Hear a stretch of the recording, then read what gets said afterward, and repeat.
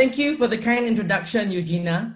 And thank you, Ms. Doreen Liu and the World Scientific, as well as the Singapore-China Friendship Association for organizing this afternoon's webinar, and for giving me this opportunity to catch up with my old friend, the forever young Dr. Kanwaljit Soin, who has been one of my role models for the longest time. Now, speaking of being forever young, I must say that when I was invited to moderate this session with my friend Kani as the speaker, the lyrics of a Frank Sinatra song comes to mind. I apologize, I will not sing it since I'm not Frank Sinatra standard, but the lyrics goes like this: fairy tales can come true. It can happen to you if you're young at heart. For it's hard you will find to be narrow of mind if you're young at heart. And if you should survive to 105, look at all you'll derive out of being alive. And here is the best part: you have a head start if you are among the very young at heart. And so let me welcome all of you who are young at heart or desire to be young at heart to be here on this webinar to listen to our very own young at heart, Kanwaljit Soin, this afternoon. Now, COVID-19 has crash landed on us. And for many, Zoom and video conferencing has found its way into our daily interactions, whether for work, catching up with family and friends, or like this afternoon, for refreshing and renewing ourselves by listening and learning from an expert. This afternoon, Dr. Kanwaljit Soin. Now, as you listen to Kani, may I remind you to type in your questions in the chat. So I'll be looking forward to teeing up your questions during the Q&A segment. So please don't disappoint us. All right, we know that if we live in person, we'll have hands all over, all right, up in the air, dying to ask Kani to, to respond. So I ask that you all please help me and do the same on the chat. So, Kani, it's great seeing you, even if it is only over Zoom. And here's my virtual hug and kisses, Korean drama style. So over to you, Kani. Thank you, Janet. Thank you very much, Doreen, for organizing this webinar on behalf of the Singapore Chinese Friendship Association and World Scientific Publishing. And thank you for asking me. And thank you to dear Janet for so graciously agreeing to be the moderator, and a very lively one too, as I can see. Okay, and a very good afternoon to everybody. Hello to old friends and to new ones. Now, the subject of my talk is, can we live longer but stay younger? Now, imagine for a moment that you don't know how old you are, and you have no birth certificate and no identity card. Can you look within yourself and see how old you feel? Keep that age in your mind. We'll come back to this later. Now, let's look at a few facts on aging. We are truly living in an aging world. For most of us who are taking part in this webinar, we'll live to our 80s and 90s and even beyond, as Janet has said, 105. Longevity was once the privilege of a few, but now has become the destiny of many, including us. There are 500,000 centenarians who are alive in Singapore today and still counting. 2018 was a historic year for Singapore and for China. In Singapore, for the first time ever, the number of people over the age of 65 became equal to the number of people under the age of 15. In China, also for the first time ever, there were more people over the age of 60 than under the age of 15. Wrinkles and pimples take equal billing. In addition, the fertility rates are falling in both countries, far below replacement levels. Thus, we can see that both countries are aging fast with more older people and fewer younger people. Welcome to the future. Now, life expectancy has been increasing by 2.5 years every decade. That is about 3 months increase each year. On a daily basis, life expectancy is increasing by 4 hours each day. And while you're taking part in this event, your life will be extended by more than a few minutes, so you're not wasting any time at all. In 2016, Singapore was ranked 3rd in the world for the longest average life expectancy and 2nd in the world for the longest average healthy life expectancy. So not only are we living longer, but we are also living healthier longer. Therefore, we cannot equate chronological age with biological age, what Janet called young at heart. I was born in 1942, and so chronologically, I'm 78 years old. But does that mean that 78 is also my biological age? The passage of time is relentless and unstoppable. And so we cannot slow down our chronological age. We cannot change our birthday or our IC, but we can definitely slow down our biological age and continue to feel young as we grow older. This is the crux of this talk.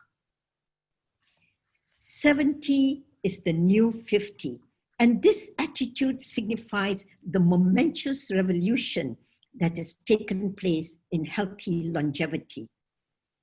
Experts who study aging say it is time for a fresh look at the biological process of aging and recognize that it is a condition that can be delayed and possibly reversed.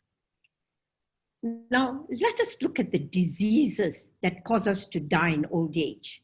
These are the age-related chronic diseases, namely cardiovascular disease, cancer, diabetes, chronic respiratory disease, and neurodegenerative conditions like Parkinsonism and Alzheimer's disease. Our current approach is to treat each disease as it appears. For example, we treat heart disease if it appears first, and the patient can then continue with life until the next disease occurs. For example, cancer, and then we treat this, and the process is repeated until failure. Many scientists think that this approach is the wrong way to proceed. Instead of treating one disease at a time, we should preventatively target the root cause of all these chronic diseases. And the root cause is aging. It is the process of aging that leads to these diseases. And so if we can target aging itself and slow it down, this will delay the appearance of all the chronic diseases. And we could then truly expand people's health spans. Thus, with the right drugs and the right lifestyle, we can slow and delay aging and hence live longer and stay younger. This in turn would curtail the cost of healthcare. And this is the basis of geroscience. Now, what is aging? There are many concepts and theories to explain aging. However, aging may be defined as the result of a time-dependent adaptation, which ultimately becomes maladapted and leads to self-adaptation. Beg your pardon, leads to self-elimination. So aging is a result of time-dependent adaptation, which ultimately becomes maladapted and leads to self-elimination. This concept strongly suggests that aging is random and purposeless, at least from the scientific point of view. Contrary to what most people think, there is no biological law that says we must age. Aging, as I've said before, is a biological phenomenon and occurs at a cellular and molecular level. Now, at this stage, can I please ask for my one and only slide to be put up, because it contains a lot of scientific jargon. Yes, okay. And you can see on the slide that there are 9 hallmarks of aging, and these include genomic instability, epigenetic changes, telomere shortening, mitochondrial dysfunction, loss of proteostasis, altered intercellular communication, deregulated nutrient sensing, cellular senescence, and stem cell exhaustion. Can we have the slide off, please? That was quite a mouthful, but I hope that you're not convinced that I am a scientist. This was, and also you can understand the basis of aging better. Now, both drugs and lifestyle, both drug and lifestyle changes, which we'll talk about later, act on this biological process of aging through one or more of the 9 hallmarks just mentioned. Now, age reversal technology, which includes drugs, supplements, and genetic engineering, is becoming a reality. The technologies being developed won't just give us extra years of life, they will give us extra years of youth. Bodies can be kept biologically younger for longer, regardless of our chronological age. Now, while we wait for the scientists to figure out aging further, there are some simple changes that we can make in our life to slow down aging.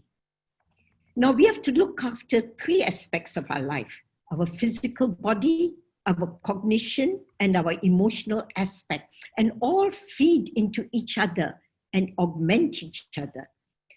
To enable us to do this, we must not overlook some natural advantages of growing older, and we should optimize these. These also work through the 9 hallmarks of aging, which I mentioned earlier. So number 1, we must stop clinging to the prevailing belief that old age is synonymous with dependency, disease, dementia, and decrepitude, all the D words leading to death. Our attitude towards aging determines how we can stay young as we grow old. In a study stretching over 23 years, older adults who reported more positive self-perceptions of aging, they felt worthy, happy, and hopeful. They lived 7.5 years longer than older adults with more negative self-perceptions of aging. In another study of more than 1,000 people, average age of 57 at baseline, participants who indicated that aging is a time of continued learning and development reported decreases in physical illness over 6 years. In contrast, participants who believed that aging is a time of physical loss displayed increases in physical illness over the same period. Now, earlier, I asked you to imagine how old you felt if you did not know your age and had no birth certificate or IC. Now, I will tell you more about this subjective age. Most people feel about 8 years younger than their actual chronological age. But some people feel that they've aged, and the consequences are serious. Research has shown that feeling between 8 and 13 years older than your actual age resulted in a greater disease burden and earlier mortality, even when you control for other demographic factors such as education, race, or marital status. So your subjective age can better predict your health than the date on your birth certificate. So actually, when you go to your doctor, they should not ask you, how old are you? They should ask you, How old do you feel? One way to develop a more positive view of aging and to reduce our stress and ramp up our resilience and adaptability is to transition from a fixed mindset to a growth mindset. A fixed mindset in midlife means you perceive your competencies as stagnant or even diminishing, so your sandbox continues to become smaller. Shifting to a growth mindset means you're focused less on proving yourself and more on improving yourself, which means that your sandbox can grow larger as you age. A Harvard professor, Dan Gilbert, has said, human beings are works in progress that mistakenly think they are finished. Another point to keep in mind is that people who work longer versus retiring sooner have better cognitive outcomes. The more active the brain is, the better the brain is. Therefore, for most people, there should not be a retirement age. Number two, it has been found that people get smarter and more creative as they get older, and that should make us feel happy and hopeful. Cognitive studies show that intelligence does not inevitably decline in older persons.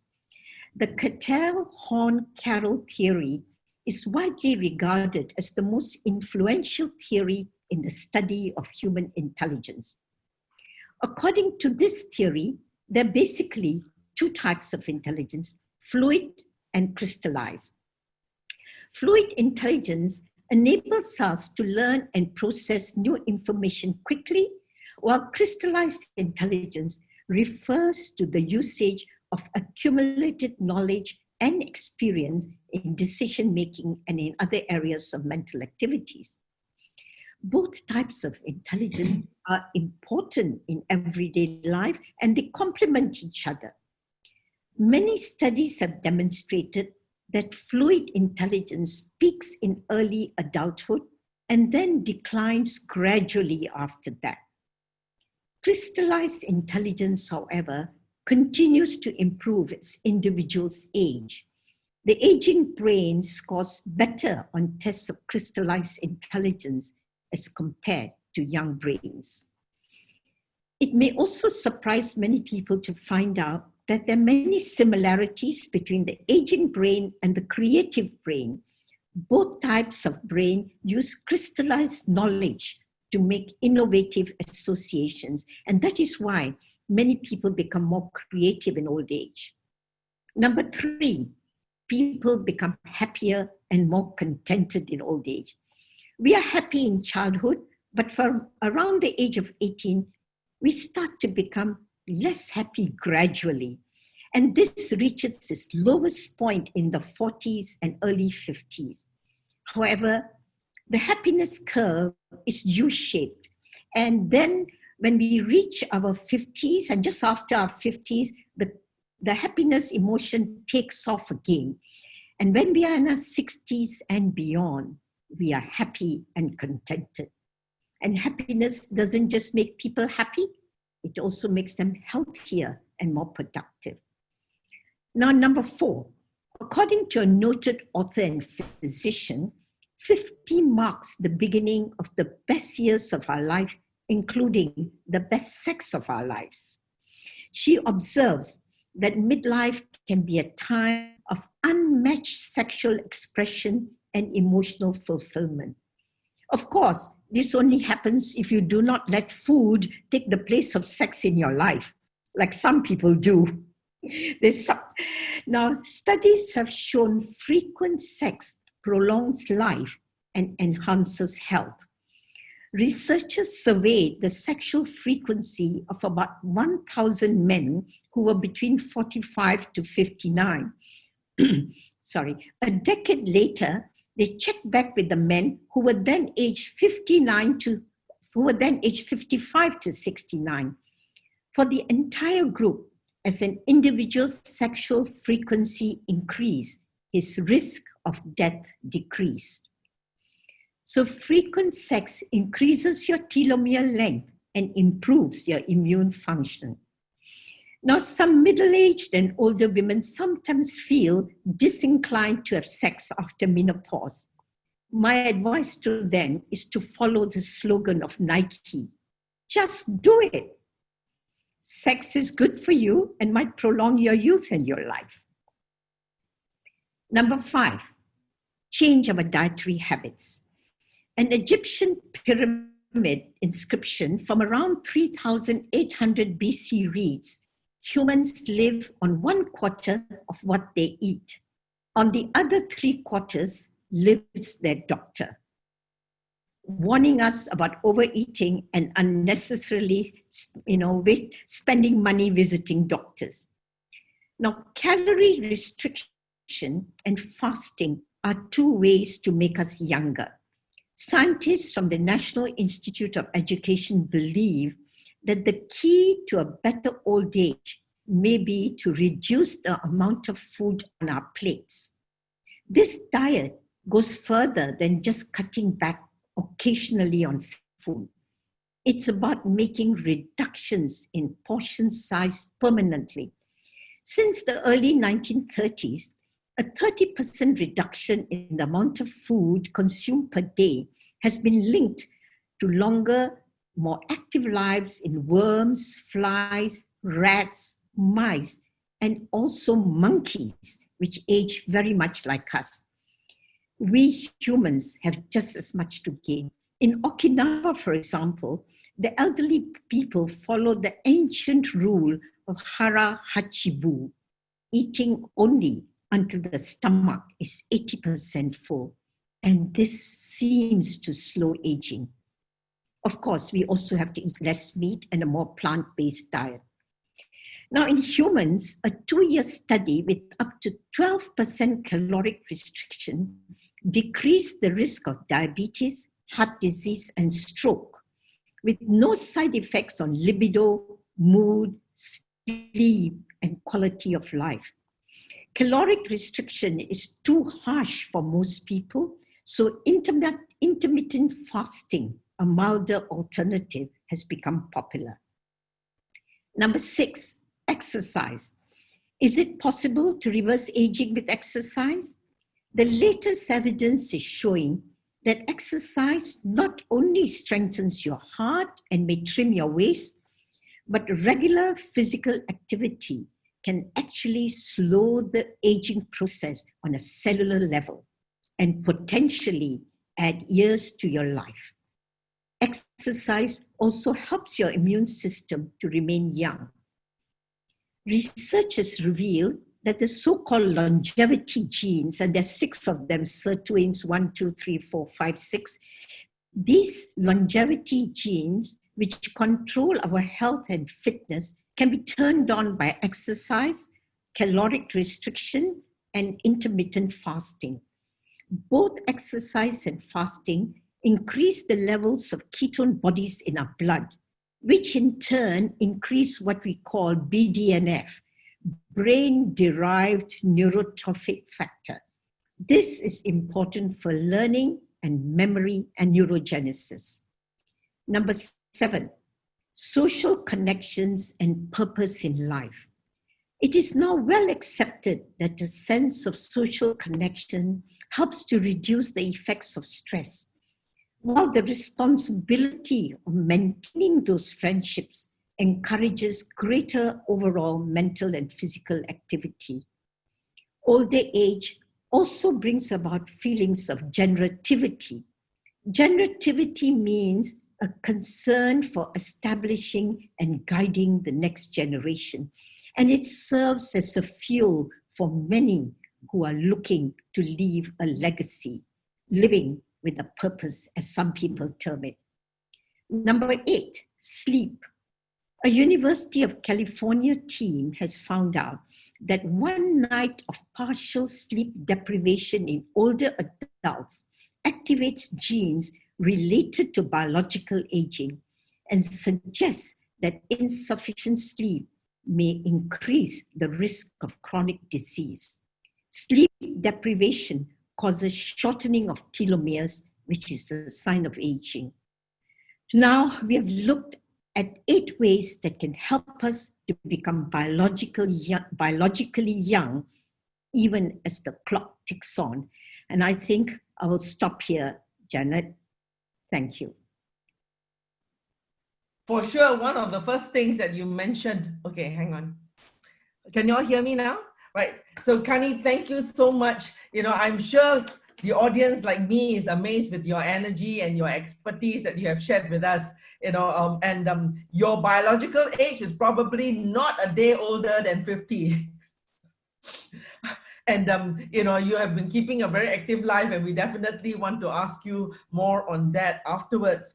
But, just 3 points that I picked up, from your talk. And while I'm speaking, I'm inviting all the audience to please key in your questions. I know there are many very enthusiastic comments made on the chat group, but if you all have can now divert attention to framing some questions for Kani, while I transition us to this question and answer segment.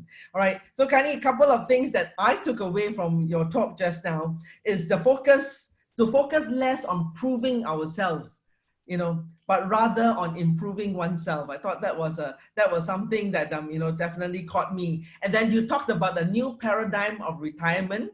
Perhaps someone is going to ask you about how to frame this whole thing about retirement. And then, even on a more macro scale, a potential reduction in the cost of healthcare, if only we take care of this root cause called aging. And then, of course, on a more personal basis, about happiness being related and nicely correlated to aging beautifully, our attitude, our diet. And personally, I have started on the intermittent fasting. So with your affirmation, I will press on. And then, and of course, a purpose in life. So, let me start with the first question that Doreen put in. And I hope that there will be more questions, coming to you, from on the chat group, and I invite everybody to do that. So Doreen has asked this question. You mentioned, Kani, that deprivation of sleep increases the risk of many chronic diseases, but yet at the same time, many older people seem not able to sleep. So how to solve this? Is it natural that when you grow older, you just cannot sleep, or they are just too free because they are retired? Right? And if I can just add to her question, a lot of the young people actually sleep very little, much less than when we were young. So, what are the implications going forward? So this whole thing around sleep, Kani? Well, I think sleep is very important for your brain and for your body. As I said, deprivation causes biological aging. Now, in younger people, I don't think the biological aging is so important, all right? Because up to the age of 30, they're pretty young, they're reaching the zenith of their youth, so to speak, But in older people, because nature only wanted us to live until reproductive age. After we have reproduced, in general, nature has not much use for us. And that's why we begin to age biologically quickly. So one of the things that it does is the growth hormone. If there is not enough of growth hormone, if we don't sleep enough, then we'll put on weight, And then there is also things like your immune response, which is affected. You feel tired, then you begin to nap in the daytime. So I think there are some scientists who think that older people need less sleep, but other scientists are not so sure. So I still think we need 7 to 8 hours of sleep, but it is true that it's harder for us to go to sleep because of our medications. We pass urine more often. And some of us, unfortunately, resort to drinking a bit of alcohol. Now, alcohol can put us to sleep quickly, but we tend to wake up in the middle of the night. So it is, and then once we do that, then we end up taking daytime naps, which make us more tired. Mm-hmm. Thank you, Kani. So 7 to 8 hours of sleep, everyone. And I thank all the questions that are coming in, so I'm going to fire them away. There's a question here from Cheryl. Kani, any comments or advice on how we should approach and maintain our relationship with our young adult children? Does that help in us, aging more beautifully? Of course, because social relationships are, they did a study in Harvard and found out that the most important factor that kept us, our healthy longevity was social relationships. So of course, social relationships include family, include friends, but sometimes I think the onus shouldn't be just on us older people wanting to keep positive relationships with younger people. I think the younger people also must do their part. So I think it should be a two-way process. And how it is done, of course, is then responsibility on the younger and the older generation, how to generate it, how to do it. And it's very difficult to have a prescription, but we must all be willing and open to engage in the conversations that are difficult. Right. So, Kani, perhaps one of the ways would be to engage in activities that, actually cross generation, right? Like, for example, music. And, of course, my good friend Mabel is going to ask you a question on this, but I thought I'd get a little bit of a segue whereby, the more senior, can play music, whether it's guitar, ukulele with the younger generation or play board games. I guess we got to engage in different things. And with now everyone, even the seniors who are not so tech savvy, knowing how to Zoom and Facebook, there are common language that can be roped, that can be in. But I totally agree with you. The young people do need to learn how to engage. So, speaking of music, Mabel has a question for you. Has music any impact on biological age?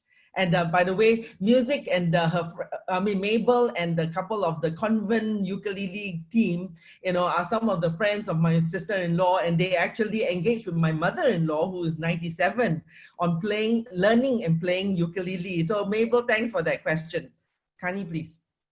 I suppose if you take up music in older age, it will definitely affect your biological aging because you are taking up a brain-derived neurotrophic factors and all that come in. And so that, but as on the other hand, what you're talking about music with other people, so two factors come in. You're learning something new and you're having social interaction. So already of the 8 factors that we mentioned, two are working together. So of course, music is definitely good. Another thing about music is you learn a lot of coordination when you play the piano. It's your sight, your hands, your feet, your brain. So there is a lot of the brain that works and will keep it young. Okay, wonderful. So, Mabel, your question answered. At least 2 of the 7 hallmarks are handled. Right. So, thanks for that question. Now, from CS Lim, Kani, the question is: as mentioned, one gets happier and wiser. How come the experience here does not reflect that? Many old and grumpy and quarrelsome old men in Singapore. Well, quarrelsome old men and quarrelsome old women. Actually, we don't really become quarrelsome when we grow older. Most older people who are quarrelsome, they were quarrelsome in their youth. All right. So that is the myth that older people become quarrelsome. I think we just become more ourselves as we grow older. Now, the second thing, of course, quarrelsome is, living in a city that is so packed that more or less is attuned to the demands of the young people and not as age-friendly as it could be, will make us quarrelsome. So there are some valid reasons for being quarrelsome, but on the whole, if we are quarrelsome, we'll end up by shortening our telomeres and we end up by living a shorter life. Okay.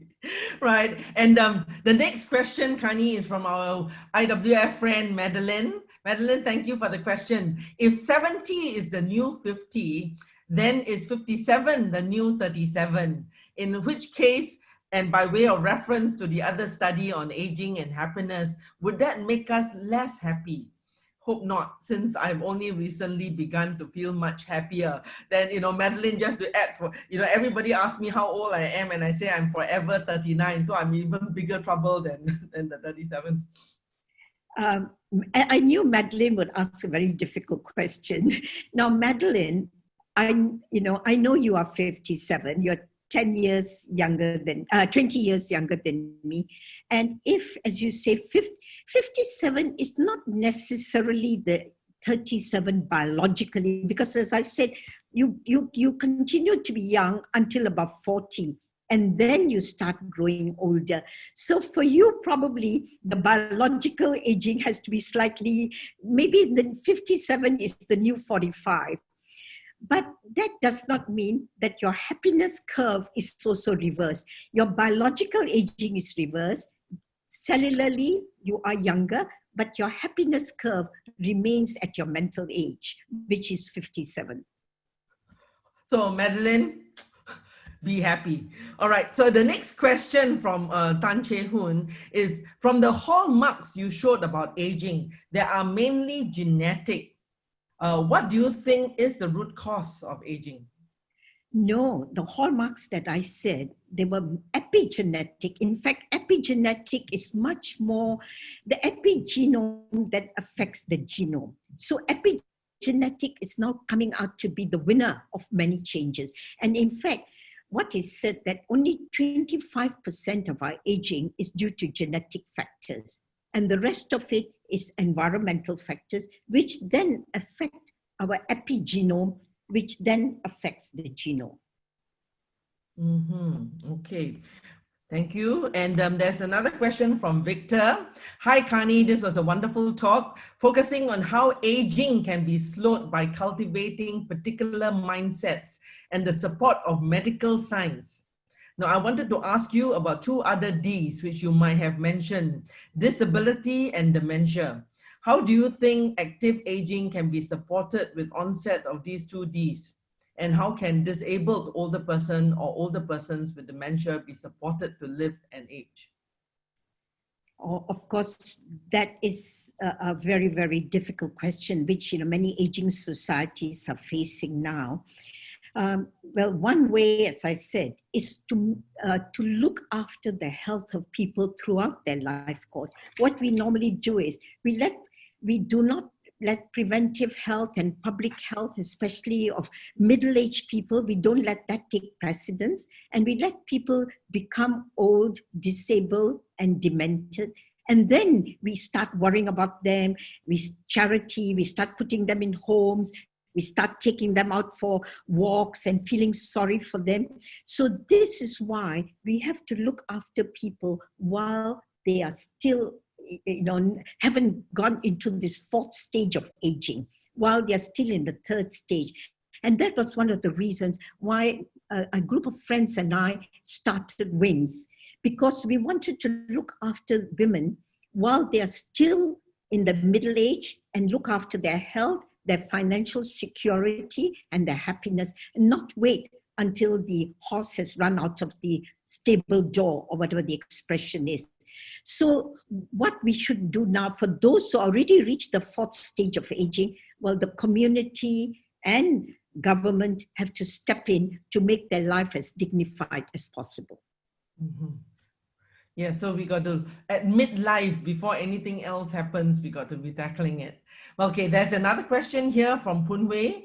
If working can stimulate our mind and keep us young, is it necessary to set a retirement age? So there you are, we got a question on retirement. I completely agree. I do not believe there should be a retirement age. Of course, for people who do manual labor, they will want to retire earlier from their manual labor, but that does not mean they cannot do something else. I mean, after their manual labor, maybe they can be technologically, they can use their technology to do something that's lighter. And if you don't want to work for a living, you can always become a volunteer or a mentor or guide someone. It doesn't have to be paid work. It doesn't have to be the same type of work. It doesn't have to be work at the same intensity. First of all, I believe that at a certain age, older people need one gap year. Just like young people take a gap year, so we older people need a gap year at 65 or 70, and then decide what we want to do. Then we come back and work part-time, sometime, not all the time, but we should not stop working. Wonderful. And Tun Lee has a question on the healthcare system. What in the healthcare system in Singapore needs to change in order to cater to aging? This is my personal opinion, and I'm sure it's one. I feel that everybody in Singapore should have a family physician. Right now we just go to the nearest GP or the family physician. Many of them are very qualified, but because we Dr. Hop, not one of them, now with the chest clinic, it's starting to, to change a bit, but we don't have a proper family physician who can look after us and the family, who knows our family history, who knows our habit, and can give us the right advice on diet, exercise, and the other 8 things that we talked about. Mm-hmm. We have, too much of an emphasis on treatment of acute diseases. All our hospitals are number 1 in treating acute diseases, but not in chronic diseases. So this shift has to occur before, old age can become biologically a much something better. And it is very important because, as I said earlier, we are aging fast and there will be more and more older people. We should have as many geriatricians as we have pediatricians. So there's a lot of thinking that needs to go into the health system. Well, this is certainly another point, case in point, that Kani, your voice of influence is definitely very much there, because we all know and we read. Of course, we are not there yet, but the medical healthcare system in Singapore is going in that direction that you are talking about. With medical care closer to the home, closer to the family, right? So there's another question here, from Mabel again. Thank you, Mabel. Yeah, definitely, her ukulele group, which, by the way, I have also joined because I have retired from IBM, not retired from life. So don't worry, I've learned well from you, Kani. And, so I do join my mother-in-law and Mabel and the group with my sister-in-law every Monday. Now, her question now, not music, but what is the impact of mindfulness? There's a lot of talk of mindfulness and meditation, becoming an increasingly, shall we say, more people are becoming increasingly aware of what mindfulness and meditation can do to help them, and so love to hear your views. Yeah, as I said earlier, there are 3 aspects of our life we need to look at: our physical self, our cognitive part, and our emotional. And mindfulness, meditation, spirituality, religion, I think all fall into this category. Now, there is a Nobel, I think her name is Elizabeth Brown. I'm trying to remember her name. There is a Nobel Prize winner, a woman. All right. Now, she did a lot of work on the length of the telomeres. Now, telomeres are the ends of our genes, just like shoelaces have a little clasp to make it from fraying. Now, as we grow older, the telomeres get shorter and shorter. So she then turned her attention to see how meditation and telomere shortening are related. Now, many of the other Nobel Prize winners, many of them who are men, were laughing at her and wondering, why would a Nobel Prize winner turn to something so fluffy as mindfulness and meditation? But she persisted, and she managed to show that people who are meditation helps the telomeres not to get so short and not to fray so quickly. So practices like mindfulness, meditation, religion, spirituality definitely help us to live longer and stay younger. Wonderful. Yes. And our dear friend Aileen has a question for you, Kani. Kani, dementia is a much feared health problem amongst the elderly. So apart from the family and community providing support for the dementia patients, what can the elderly do themselves to prepare for dementia beyond trying to fend off its possible onset? Anything we need to do besides signing a LPA?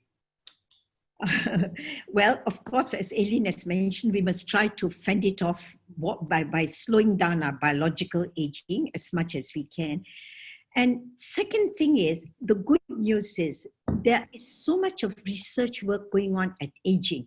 And we are now, as I said earlier, all these dementia, Parkinson's, all the chronic diseases are all due to aging.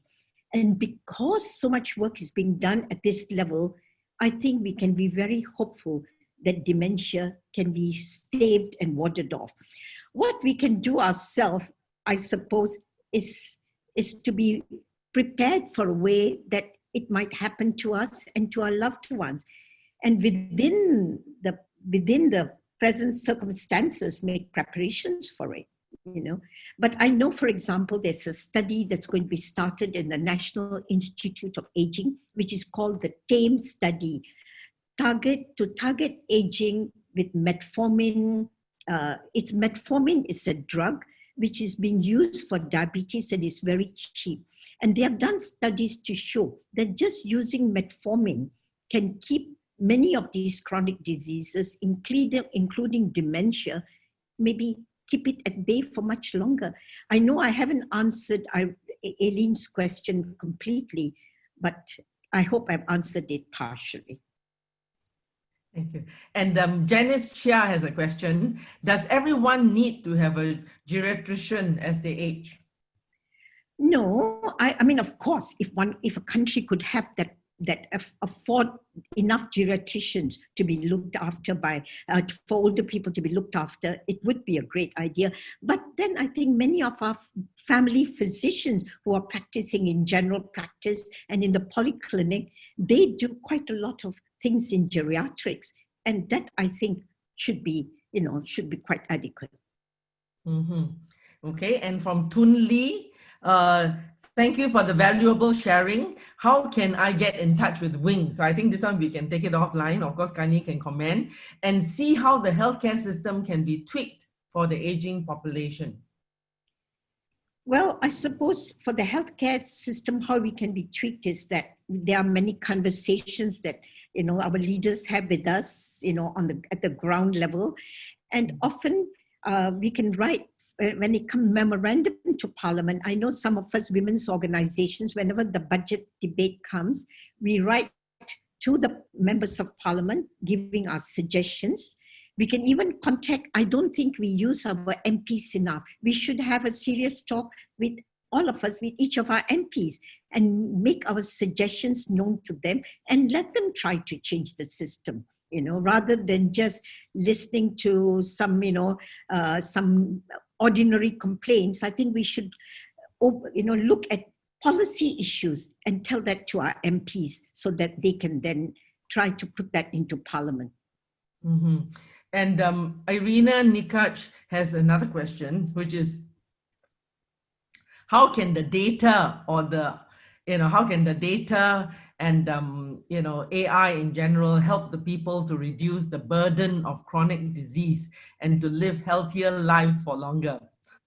Oh yes, that is, of course, data and information technology is going to be able to help us in many ways. One, by just looking at the data, we will come out with many of the trends that help us and that or don't help us. Secondly, this artificial intelligence and technology is going to help us to wear wearables that sense our blood pressure, our, all our other bodily, blood temperature and all that, and then can tell us which are the activities or which are the medicines that help to improve us. So this monitoring will help us. So there is a lot of work going on in this area, and that is a very promising and something to look forward to.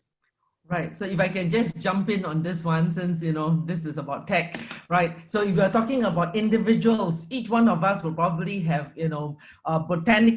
Britannica's complete Britannica's worth of data on our own health in our own lifetime. And if you map with that kind of big data, you can compare, groups of people with different, similarities or differences. That's another way. That's the other thing that's going to help in the healthcare system.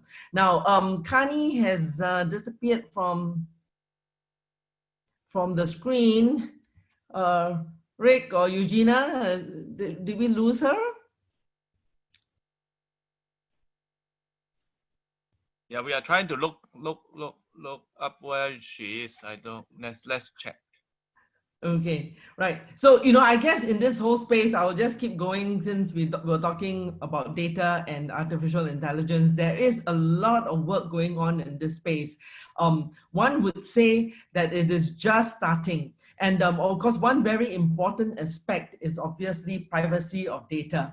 All right. And I think during COVID, this period, we should all recognize that, whatever misnomer we might have about whether surveillance data of individuals, if it is for the common good, should it be done? And if it is for a greater good, should that be given approvals or supported? So I think, hopefully we have all, it is not so much a debate in general, but with more concrete examples of why certain things, related to privacy of data, we would give approvals to if it supports common good, if it supports a greater good, for ourselves or for the community, and then definitely in the healthcare space.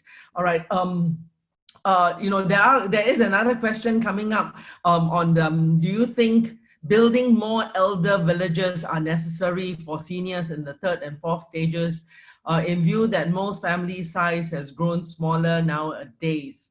We'll wait for Kani to come back and hear out what her thoughts are.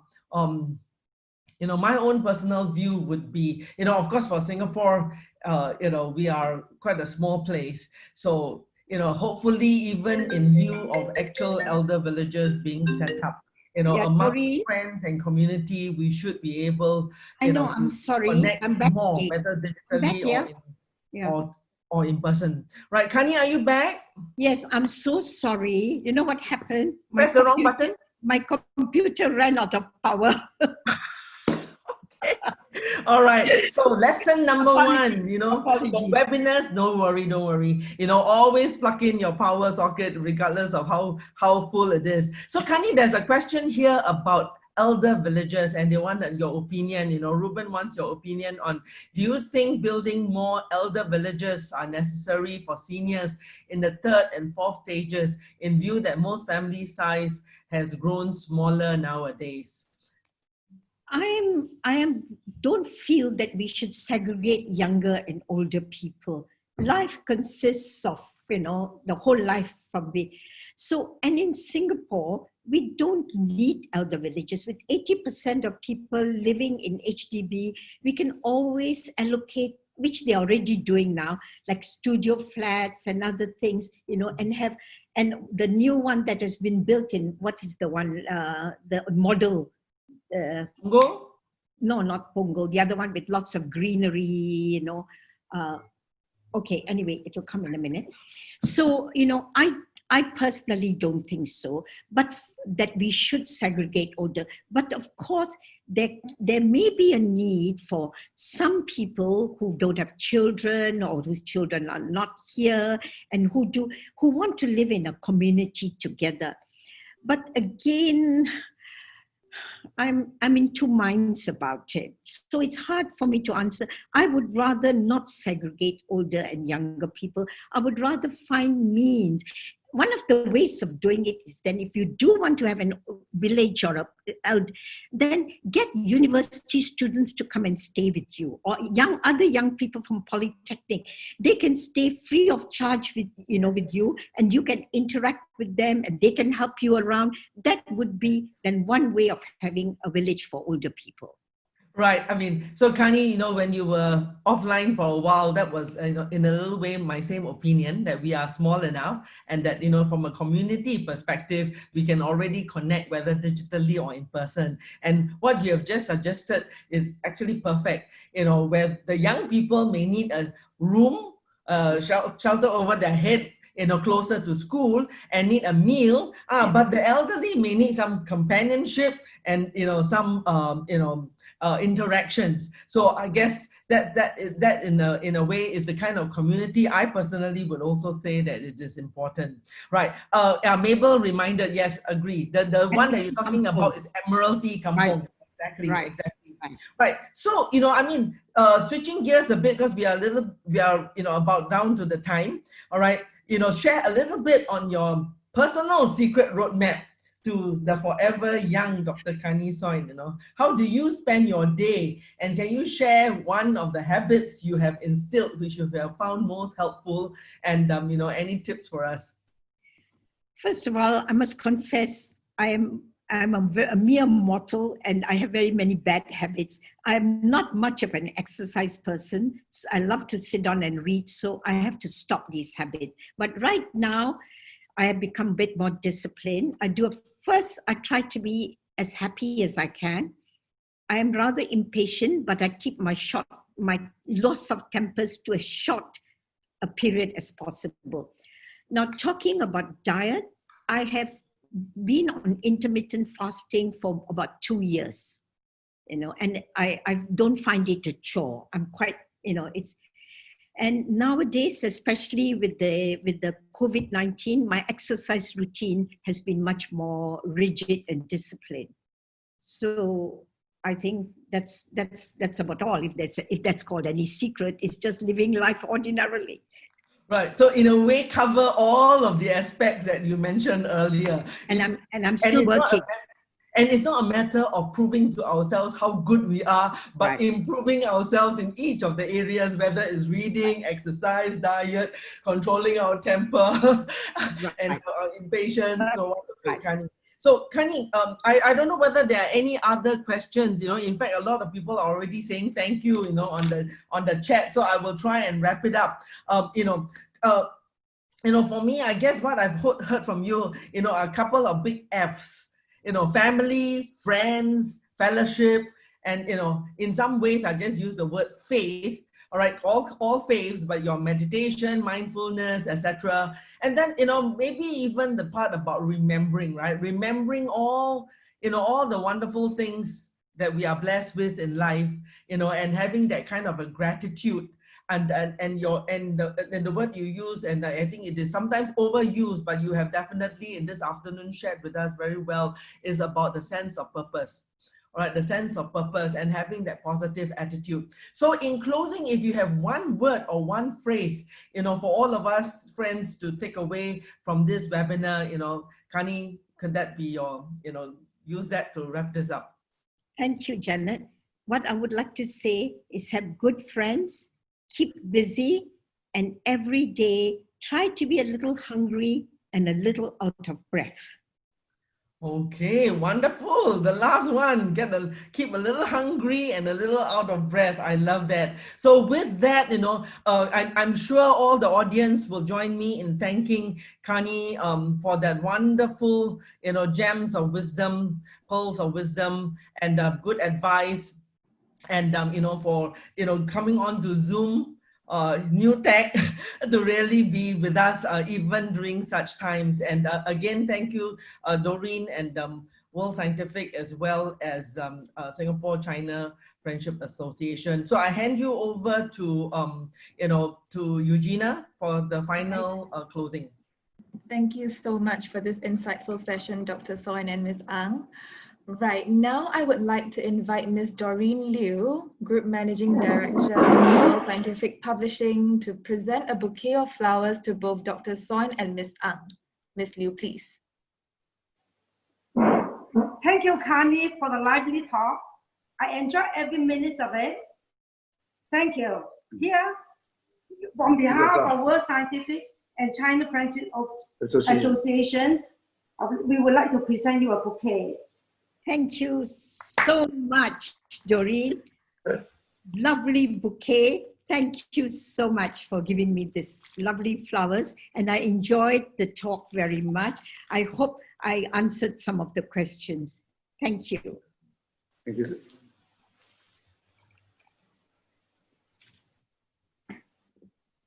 Right. Thank you for joining us today. Have a lovely weekend ahead.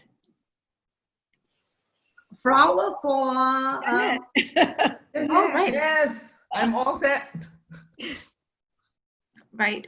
Would Miss Liu also hand over a bouquet to Miss Ang, please? Yes, Janet.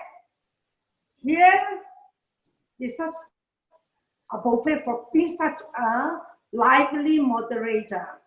Thank you, Janet. Thank you very much.